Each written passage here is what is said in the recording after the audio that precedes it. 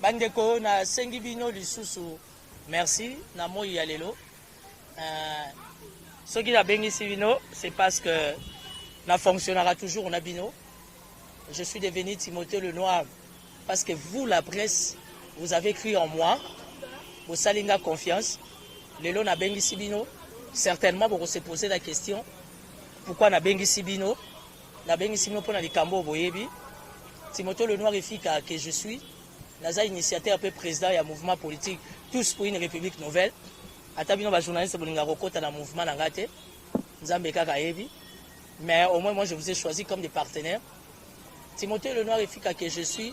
Naza partenaire il y a UNCT. Naza partenaire il y a Vital Kamerhe. Ngala benga ga Vital Kamerhe lo kaningini. Bino mo aussi sa phrase. Ça veut dire c'est le king et Vital Kamerhe c'est le prochain. Et nous savons que Vital Kamerhe est très malade. Situation naïsa très alarmante. Nalinga qui quand même n'a partagé na bino na opinion ba tu va rotala ngai na niveau national et international. Je ne fais que faire mon travail et d'être politique. Je suis pas journaliste, je suis politique. Je suis un partenaire de Vital Kamerhe comme individu. Il y a des partenaires de Félix Tshisekedi Fachi, il y a les partenaires de China Rambo Joseph Kabila, il y a les partenaires de Martin Fayulu, de Jean-Pierre Bemba. Moi je suis partenaire de Vital Kamerhe. Alors, par rapport à ce que vous savez, avec sa maladie, son état de santé, je suis entièrement à votre disposition. Ce que j'ai ou encore je détiens comme information, j'ai préféré les partager avec vous. Pour ça, l'émission à Balabala, elle est qui sasa yango, na ba sirène, bozo yoka ba autorité bazo leka, mais résultat exact na peuple. Bref, mais na yewana donc je pensais à vous la presse, mais tout na yabino, biyano yangai. Vous comprenez que tout ça na union de prière, vous attaquez un mingité na mituna et la senga bando bien inventé, mais naza entièrement à la disposition na bino. Je vous remercie ba maman, je vous remercie ba papa. Ndenge bondimi invitation na ngana se ya moi makasi oyo to solo lampé sur la politique en République démocratique du Congo, les enjeux de l'heure et plus particulièrement sur la santé de Vital Kamerhe que j'appelle Vitalo, dont j'ai l'habitude de dire ça sera lui le prochain. Évidemment, par rapport à la convocation de Maman Amida Chatur, et c'est normal, j'ai fait un choix. Ne m'injuriez pas, ne me critiquez pas. Nous sommes en démocratie, tout le monde est libre de faire son choix. Mituna Yabino, Biano Yangai.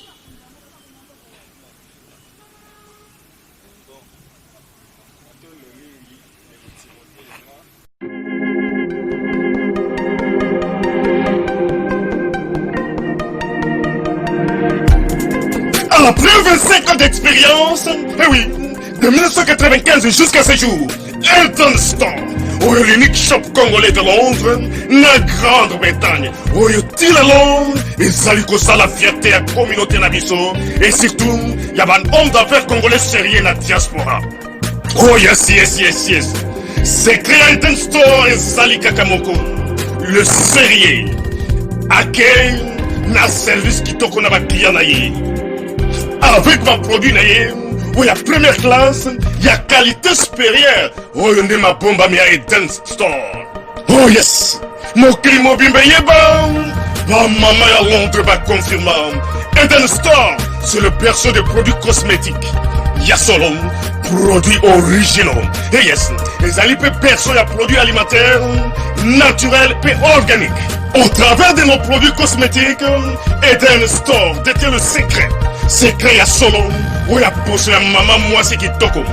Poso ya mwasi penza bazali kolula, poso ya mwasi mobala kotala ya lembate. Poso soko tamboli masanga sima. Eh oui, yango ne ba produit ezote kama na kati ya Eden Store. Na ba produit alimentaire, ou ya Eden Store, yango de secret ya cuisine ya maman congolaise. Eh oui, nyonso ko se pensa mobali na yo ezali. Pondu, matembele, ngai, ndole, fumbwa, ndunda, bilembwe, oyo nyonso penza, oyo kobonga pona cuisine na ezali. Oh yes, yes, yes. Olingi mobali na yo asepela na yo libela na libela. Olingi mobali na yo atala ka yo lokola mwasi azali kolula sika. Oh yes. Olingi mobali na sisa biloko nyonso tela ka ye na mesa. Secret zali kaka moko. Eden Store.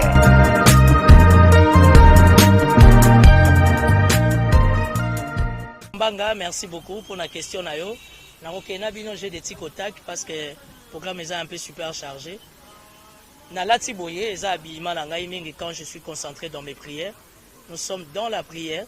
Ça veut dire que chacun prie son Dieu. Nous sommes en démocratie. Dès dimanche, nakendaki nakimbangiste kosambela évidemment nazaki na gouverneur Gentini Ngobila. Mais naza mwana maman Marie, la mère du désarmement catholique. C'est vrai qu'il y a eu des concertations, mais je suis au regret de vous dire que par rapport à ma lecture étant politique, les concertations, ce qui est plus important à ce moment, c'est le discours du chef de l'État. Mais la question que je me pose, le chef de l'État va parler. Il va nous promettre quoi? Il va nous rassurer quoi? Parce que concertation, on a monnaie qui est un système à tricage. Bah, on y a sur la critique à la politique à Fachi Beto, bah, ben ici, bah, moté. Bah, ben ici, mingi, bah, taba jalelo. Mais le plus important, la Constitution donne l'impérium au chef de l'État. Il y a initié consultation, dialogue, que sais-je encore. Et Salami, étant chrétien, moi je suis dans le respect des principes. Vaut mieux la fin d'une chose que son commencement. Toujours c'est la discours à Mukonzamboka. Est-ce qu'à Kokata Alliance na FCC? Est-ce qu'à Kokata Bolingo na Kabila? Est-ce que le consultation nous attendons? Il ne faut pas trop précéder, il ne faut pas aller trop de l'avant plutôt par rapport à Mukonzamboka. Nazana kata respect principal balbaraso qui n'ont pas bengi yote kowe la kondimate. On n'a pas été appelé. Le consultation a eu lieu. Le plus important en ce moment, toujours c'est le résultat de la consultation. Et là, on a constaté dans la consultation, n'a ni pour ni contre. La monica qui va soda va foutamité. Lundi, mardi, classe morte, intégrité territoriale, toujours comprendre de l'euro mogoté. Qu'est-ce que j'allais dire encore? Stabilité cadre macroéconomique zéro. Aujourd'hui, on est dans la confusion totale. Donc, bref, nous restons positifs. Nous ne voulons pas être des prophètes des malheurs. Nous espérons et nous croyons qu'au travers de son discours, réellement, la République démocratique du Congo va décoller. Oui. Oui, Timothée. Oui, Timothée Lenoir, j'en ai dit quoi? Journaliste à Congo Lisanga. Yo, et beauté, il y a un problème. Michel Moto a lobby à tweeter. Docteur Seleyemba, normalement, il faut à l'OBA. UNC, il faut à l'OBA. Mais moi, je ne suis pas dans le contexte, il y a UNC. Moi, je suis dans le contexte, il y a partenariat que Timothée Lenoir, au nom de mon regroupement, au nom plutôt de mon mouvement politique Tous pour une République Nouvelle, dont je suis le partenaire de Vital Kamerhe, Ngai Pena Lobby, Ngai Pena Loba, participation Ngai. Ça veut dire que les médecins ont besoin de l'obate, santé à Moutou, la déontologie médicale, à ce que je sache, Steve Kambanga Moutaiba à Makambouala, les médecins ne vont pas jamais la TV. J'ai parlé avec Michel Moto, j'ai parlé avec Maman Amida, j'ai parlé. Il s'est fait qu'aujourd'hui, des congéons nous appellent à Bolingo. Les enfants de papa Vital Kamerhe. Vital Kamerhe est très malade. Tozo Kende, je ne veux pas être qu'un prophète des malheurs. La situation santé à Vital Kamerhe est Kende. Vital Kamerhe a Kokufa. Et tant que Vital Kamerhe a Kokufa, j'espère que Oyo, Balingi Liwanaye, va s'assumer devant le peuple congolais. Je ne suis pas venu solliciter une intervention rapidement provoquée dans le cadre, il y a évacuation à Vital Kamerhe, non. Mais je suis venu parler au chef de l'État, Félix Tshisekedi Tshilombo, père de la nation, garant des institutions, magistrat suprême, chef de l'État. Si Kamerhe a commis un péché, au nom des Congolais, au nom des Kinois, au nom des Gomatraciens, accordez les mesures de grâce. Je me rappelle dans l'histoire, Ngunza Kardibon Père Zaka condamné. D'ailleurs, lui, il était condamné à mort par la justice zaïroise. Aujourd'hui, on est jour que sur la tête de Lumumba. Mais Lumumba a été traité de voleur. Après, l'histoire nous a démontré que Lumumba Tikala Koyibate, Ngunza Kardibon Tikala Koyibate. Aujourd'hui, le gouvernement national a siégé. Il y a 100 jours les allées. Pourquoi Vital Kamerhe ne peut pas bénéficier d'une mesure de grâce? Vital Kamerhe est très malade. Respiration, comme il y a état moko, on ne préfère pas faire la propagande et la publicité. Mais il y a un danger à l'horizon. Je remercie le ministre Bernard Ngimbi, qui est le vice-ministre de la Justice. Il y a République démocratique du Congo, qui est d'ailleurs de l'UDPS, qui est allé visiter Vital Kamerhe. Il a fait une déclaration forte et ferme pour dire que la santé de Vital Kamerhe, si l'État congolais ne réagit pas, Vital Kamerhe mourra. Or, aujourd'hui, à qui profite la mort de Vital Kamerhe? À Félix Tshisekedi, à Maman Denise, à notre justice, à qui? S'il y a un péché commis, Maman Denise Sololana Papa. Au nom de cette alliance, au nom de cette coalition, dès que Baoutaki campagne, Vital Kamerhe a mérité acquittement. en fait qu'à bénéficier de la soin. Soin ezaka na pototé. Mais dans la condition déjà dans la prison, et c'est ça que même les médecins sont bloqués, sont limités pour notre traitement. Nous demandons la bonne foi et l'intervention du chef de l'État, plus particulièrement du couple présidentiel, au nom de l'amitié. Si caméra volée, seule l'histoire nous le dira. Ngunza Carlibon, histoire et Sokola qui est. Patrice Emery Lumumba, histoire et Sokola qui est. Donc je ne suis pas venu faire les Djalelo. Mukolonga ina kosala Djalelo. Parce que Djalelo est un synonyme à Matolo. Banapoto. La communauté congolaise partout où vous êtes. Mukolonga ina kozwa mbongo. Na liaka na bato bavandiao. Donc tant que vous avez un ngai na bango tozana mpiaka, c'est que to liembonga mututi. Nous défendons un citoyen congolais. C'est comme aujourd'hui à la prison de Makala. Il y a un problème d'approvisionnement. Il y a un problème de santé. Il faut que notre l'État congolais aille s'assumer. Voilà. Voilà. Le noir Moïse Mouima Sola Congo. Nous les alliés balais à tous ces caca. Il y a négocié. Ayondengo lobby. Par rapport à ma passeport, le ministère des Affaires étrangères ne pouvait pas aller trop vite sans pour autant bénéficier de l'appui du ministère des Finances. Aujourd'hui, la question sur les passeports, il semble que à l'époque, on nous disait, il semble, je ne précise pas, que Zoé Kabila Moutazaki n'a copie à ma passeport. Je ne dis pas non, je ne dis pas oui, parce que c'est une matière que je ne maîtrise pas. Mais la qualité des passeports que Bissoto Moni, oh, il y a passeport, il y a Pembe, ça n'honore pas notre nation. Ça, la qualité, elle n'est pas bonne, ça c'est selon moi. Aujourd'hui, la ministre des Affaires étrangères, Maman Nzouzi, Nzezaland, si je me trompe, à l'objet que non, est comme une date ultérieure. Nous croyons et nous espérons, nous attendons. Le Lombo Kamobimba, République démocratique du Congo, dans le cadre d'état de droit, on n'a pas de passeport, ça veut dire que le pays est malade. Il faut faire sortir le pays du coma. Non seulement Kamere est au coma, mais la République démocratique du Congo aussi est au coma. Le Lomba taxe est commis dans Zéla. Bazot Toumisa va chauffeur taximen, soit disant 30 000 pour Chantilly Ngobila. Soit disant quittance. J'ai passé 48 heures. Hier, toute la journée, j'étais à l'hôtel de ville. Avant-hier, toute la journée, j'étais à l'hôtel de ville. Je me suis renseigné par rapport à cette question-là. Il semble que ça ait information à niveau hôtel de ville les athées. Apparemment, il y a chaque bourgmestre, par manque de compétences, chaque bourgmestre a sala ou a sala na commune naie en fait à se soutirer quelque chose.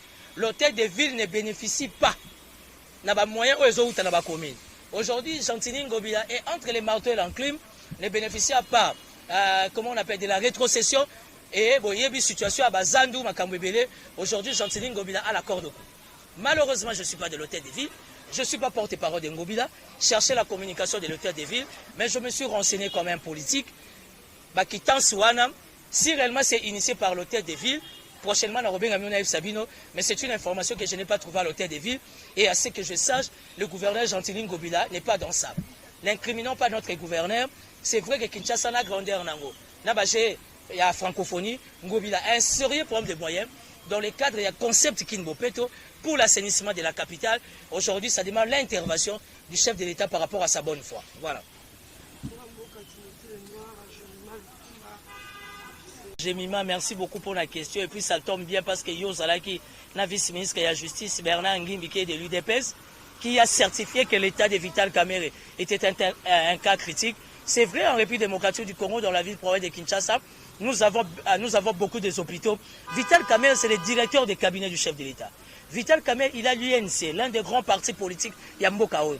Vital Kamerhe, il a Timothée Lenoir, bataille idéologie, bataille Ndoussa, comme des alliés. Tu penses que Vital Kamerhe, directeur des cabinets du chef de l'État, penses-tu que Naminito soit à Kepoto Okima? Ministre de la Justice, ça c'est clair. Au nom de la coalition, pour l'intérêt du peuple, la santé de Vital Kamerhe, ils ont nécessité évacuation. Ils ont fait la signature du chef de l'État. Mais où est Fatih Béton? Aujourd'hui, je vais m'adresser au chef d'État avec tous les respects. Qu'est-ce qui se passe? Fatih Béton, comment il peut laisser Vital Kamerhe mourir? Madame Vital Kamerhe va mourir.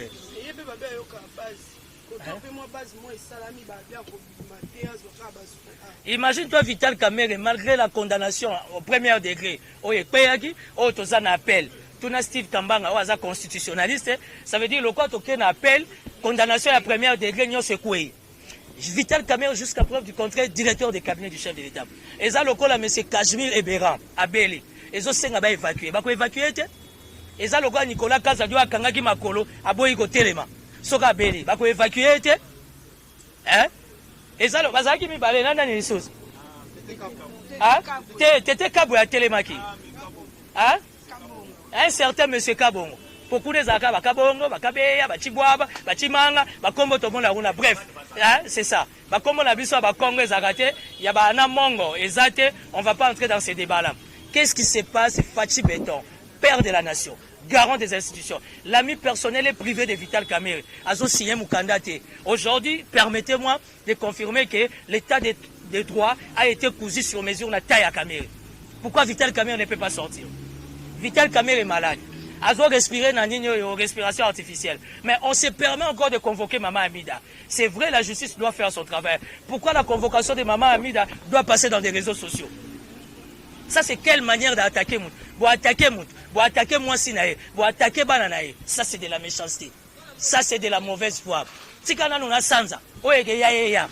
Problème est aliawa. Nous vous informons. À l'horizon, Vital Kamerhe sera chez Zolo Likolo. Bino Batozobele la Mboula. Il a servi la République. Kamerhe était partout. Je ne suis pas le porte-parole des Kamerhe, mais comme un partenaire. Ça, c'est de la méchanceté. Nali ko utiliser ba terme mususuté. Et ça l'a mal compris à l'opinion. À qui profite la mort de Vital Kamerhe? Ministre Alobi bien que chef de l'État, il faut appeler son autorisation. Fachi Béton, un homme de cœur, un homme généreux, un homme miséricordieux. Pourquoi Zoko signé que Oyaza directeur de cabinet, son allié, son ami, son partenaire a bénéficié de nos soins. Et que ça, le côté. Mokileza dans Bongo. Kamerhe ne mourra pas. Kamerhe témoignera la grandeur de l'Éternel. Si mon peuple sur qui est invoqué mon nom, simili est pris, biso toza ya Yesu Christ, tobuki mabolongo, tozo le lepanzambe, Kamerhe akobika, et Kamerhe sera le prochain. Boko luka biso atandele. Na mboka oyo lelo, ordre de mission outi na présidence et bimi na réseaux sociaux. Bazo convoquer mouta ke na justice et bimi na réseaux sociaux. Il n'y a plus d'intimité. Il n'y a plus de secret d'État. Naye Kosala Djalelote, Amida Chatur, c'est une femme. Pourquoi en République démocratique du Congo, on ne sait pas respecter les femmes? C'est une femme qui a été honorée et mariée. Pour Nandini Kimouté Mamabé Aboué. Paix à son âme, le maréchal Mobutu. C'est ce qu'on coucoué nous Wazabam. Osimi Mobutu, Osimi Bamama. Namboka Obuto, c'est Bamama, exact. Docteur Denis Mukwege Ozawab. Regarde comment on humilie la femme ou encore les femmes congolaises. Pourquoi s'il faudra inviter quelqu'un, ça doit passer dans des réseaux sociaux? Où est le secret na niveau ya biso ya ministère ya justice? Le lot comme exposé. Justice a kobengi sayo, ok ne ko apporter précision dans les cambo et les qui dans les réseaux sociaux. Bref, je suis venu vous informer. Vital Kamerhe c'est le prochain.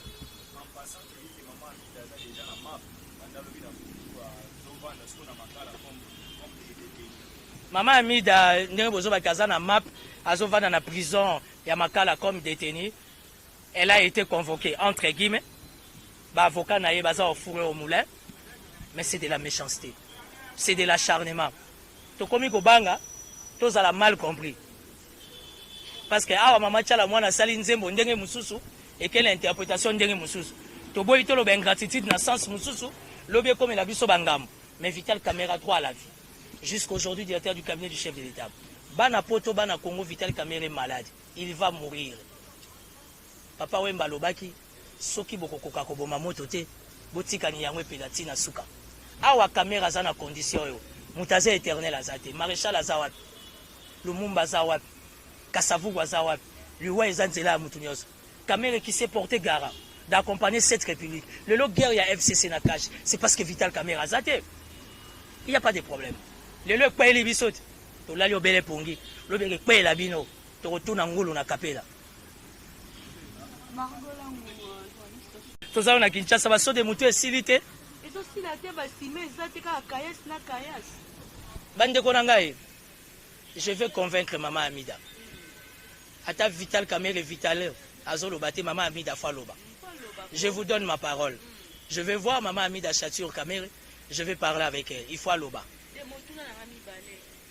To mona ki mona mboka Aimé Bozo ava secrétaire général à INC. Semaine passée ça qui UNCT. Na sitaka komba mutu mote na UNC.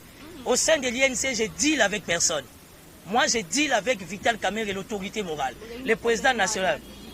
Nanani, nde banani nde nani nde nani oh ozotangela nga bakombo akala boye. Timothée Lenoir travaille et traite avec Vital Kamerhe. Qui ne sait pas que l'UNC est une classe, la classe dirigeante de l'UNC, c'est une association de traîtres. Si aujourd'hui Vital Kamerhe a ma condition, voilà, c'est au travers l'UNC, l'UNC a trahi Vital Kamerhe. Oh yaza ya UNC a monnaie suye ayo lukanga. Tozo kena ba rotina li fobo. On va démontrer à l'opinion nationale et internationale que la classe dirigeante de l'UNC est une association de traîtres. Heureusement, le soleil brillant du matin. Zambo Azabolingo. Hein? Fidélité, la capacité, la force des femmes de Vital Kamerhe est sa base. La base est restée fidèle à Vital Kamerhe. La base du Congo central. La base, il y a Nord, il y a Sud Kivu, il y a Maniema, il y a Katanga. Bon, on compare Bitakoui Azana Panza Bitumba vraiment, na Kamerhe. Mais Bitakoui Azana bénédiction, il y a chef de l'État, il n'y a pas de problème. Vital Kamerhe Azana bénédiction est éternelle, il y a une différence. Et ça, le roi a tamboula sous l'onction du Saint-Esprit. Donc, j'ai les canaux INC Toye Bibino. Bolinga te Vital Kamerhe, malgré qu'il est malade, maintenant à Koufité. Remanieme Zoya, Bolongwa Misala. Bozolongwa. Bozolongwa Musala. Président Fachi a besoin de binoté dirigeant INC. Président Fachi a besoin, il y a bateau à consulter. Bino, autorité INC, Bozolongwa Misala. Parce que Kamerhe s'est présenté une liste Moussoussou. Yannick Sopira, elengeza na INC association ba vie bobo. Association ka ya ba vie bobo. Mboka elenge. To yebi ba vie bobo. Ba vie wana ba komba kala. Est-ce que la taille comment mu? Ngana lobi association ba nani ya ba vie bobo. Et logo zobo ma INC association ba vie bobo. Ngana Timothée na buta na kisasa. O botengi nga ba komba ba mboka te. Nazana besoin aucune consultation te. Je suis sous la bénédiction de Vital Kamerhe. Contact est ça permanent. Et nous travaillons pour l'intérêt de la République. Bah, oh, bah, Kenya qui fikin. Bah, Kenya qui tout bélat. Au moins, ils sont qui moutillés, moro, bouzo, bah, épotier, bah, zone, y a tes sacs, bah, bah, retourne à biso, bah, colo, chapelé. INC, association, bah, vieux bobo, bon, longa, misala, n'a pas tout dans son abino, boye, bah, mais bon, y batté, pour IGF, pas zone de l'abino.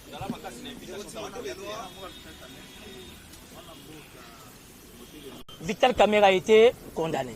Ce que je sais na droit, na deuxième degré, ça veut dire que les cas qui n'appellent, oh, nous sur la première degré, tout ça na constitution. Pour bien nous constitutionnaliste, c'est vraiment la gabe à chaque chose. Vraiment la gabe à Évariste Bochal. Steve Kamba n'a pas un constitutionnaliste. Tout renouveler classe politique, tout rajeunir classe politique. Ce qui le lot, bazobeng sa maman Amida, je me permets pas de dire que c'est de l'acharnement. Mais la population, l'opinion, il y a les quartiers, on a les bandes, tout ça qu'observer. Parce que réunion salami à gouvernement, oui ministre, balobi 100 jours, bilo konyo César. Pourquoi on arrête Vital Kamerhe? Aujourd'hui, il est entre la vie et la mort.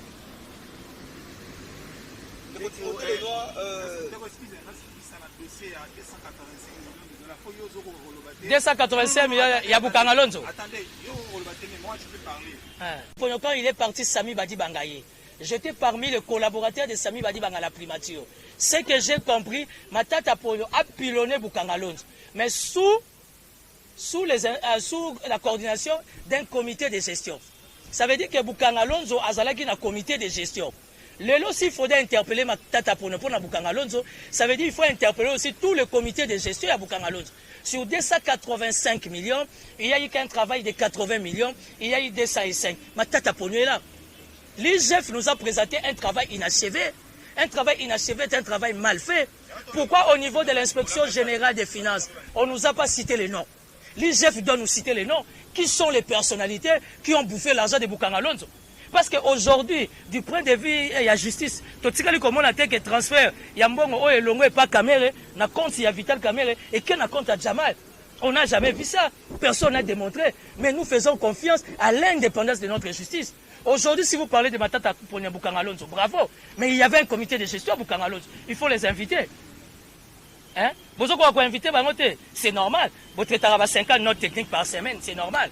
Puis on a retraité 50 notes techniques. Hein?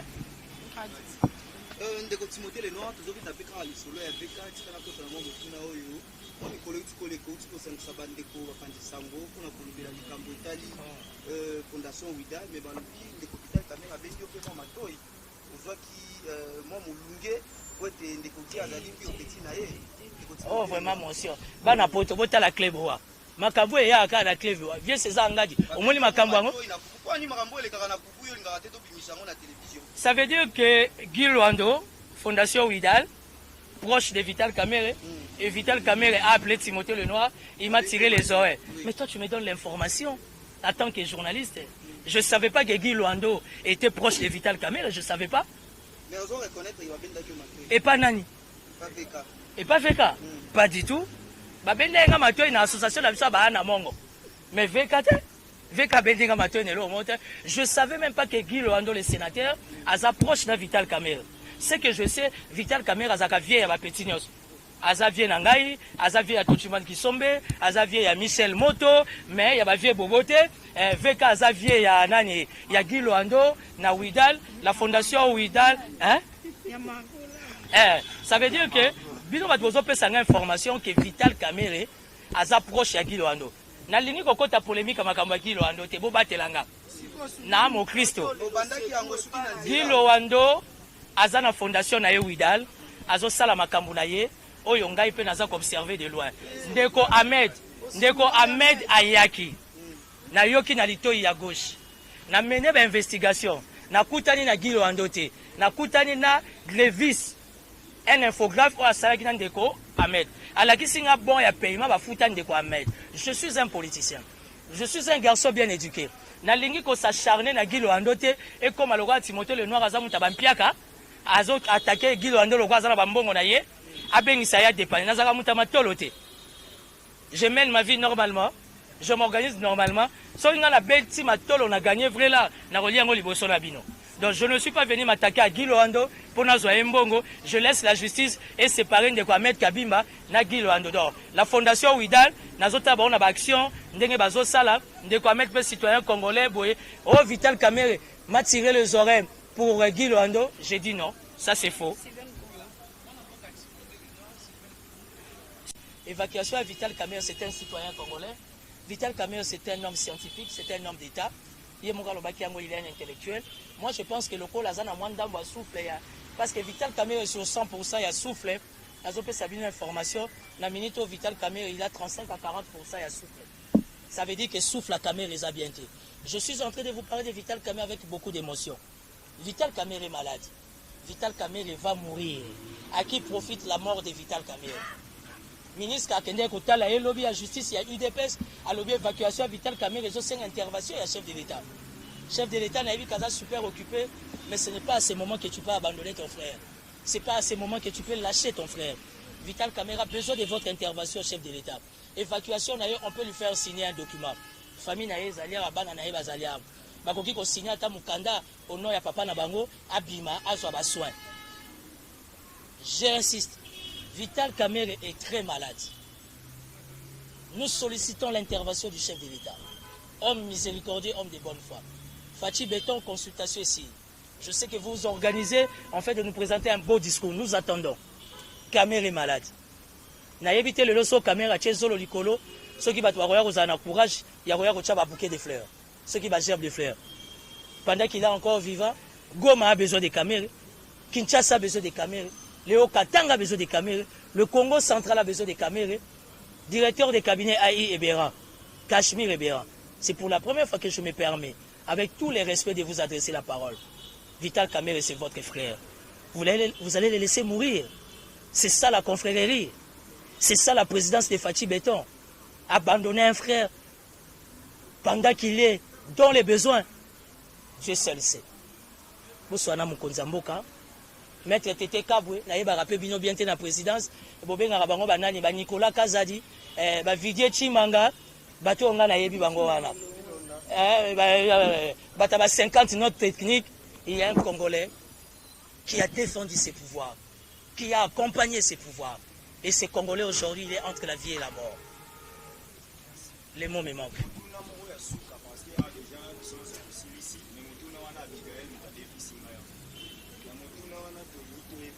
Je suis quand même un politique, ça ne sera pas intéressant devant l'opinion. Comment on appelle, que je verse des larmes. J'ai parlé avec Michel Moto, Vital Kamerhe va mal. Vital Kamerhe est très malade. Nous avons déjà intervention côté Fachi Béton.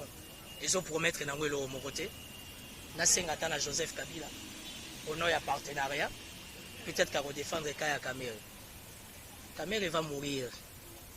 Vital Kamere va mourir. Sur 100%, il y a capacité à respiration. Vital Kamere, il a 35 à 40%. Souffle Naïzo Matate, il n'arrive même pas à atteindre 50%. J'ai parlé avec maman Amida ce matin, elle était en train de pleurer. Azo reconnaître mon bain naïti. Vital Kamere, Monsieur Zalikolo, l'opposition Yanzoto est changé. On ne sait pas comment il va finir cette journée. On ne sait pas comment est-ce qu'il tiendra. Si on va diriger le Congo au nom de la rancune, au nom de la compte à rendre, alors je suis désolé. Donc voilà, les mots me manquent. Je préfère ne plus rien dire, c'est bon. Non, c'est bon.